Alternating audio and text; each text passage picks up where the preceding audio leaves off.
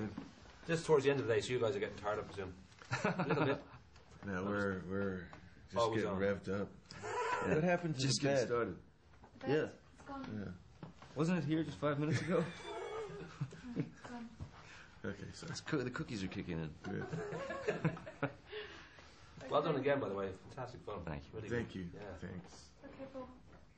I know the beautiful Stephen Sondheim okayed you without. I heard that you sing a note, and for the 2-hour drive and 2-hour back to the Caribbean, parts of the Caribbean set, you practice and practice. No vocal coach. I think it was Bruce Whitkin, your old bandmate in West Hollywood. You recorded. November '06, you get a CD finally. I'm just thinking, if that CD had sounded like Ashley Simpson, is there any way you would have said, "Johnny, I love you," but no freaking way are you singing in this movie? Yeah, you know, we were actually, Richard, the producer, and I, we were going to play a joke on the studio. We had a big meeting, and we put a tape recorder, and I go, "Here's Johnny, we're going to get a version from Alvin of the Chipmunks." And I think, doesn't he sound great? I was actually strangely confident. I mean, I actually had absolutely no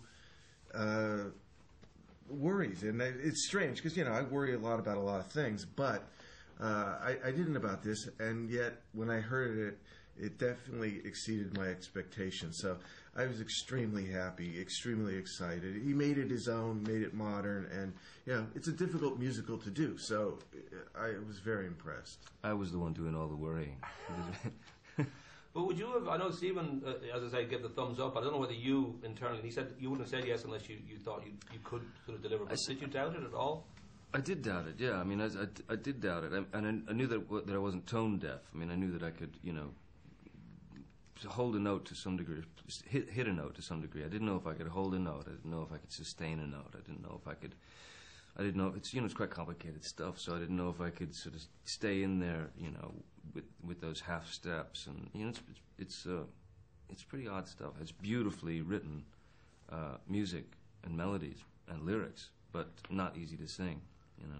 I know that it was 1980 thereabouts when you were over in London. You're a young, naive, wide-eyed young college student going to see this in Drury Lane Theatre, and I think it was you went 4 or 5 times, whatever. And I don't know whether that sort of vision you had then, you kind of think, well, this is that movie, or whether inevitably it's completely changed. No, I mean, I think the material was so strong. I always just wanted to do justice to the material because it was right up my. I mean, I like that mixture of all those weird elements together.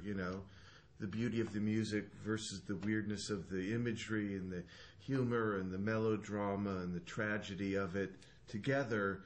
Is like something I'd never seen before, and so all these many years later to be able to do it, I just wanted to do justice to it because I loved it from the very beginning.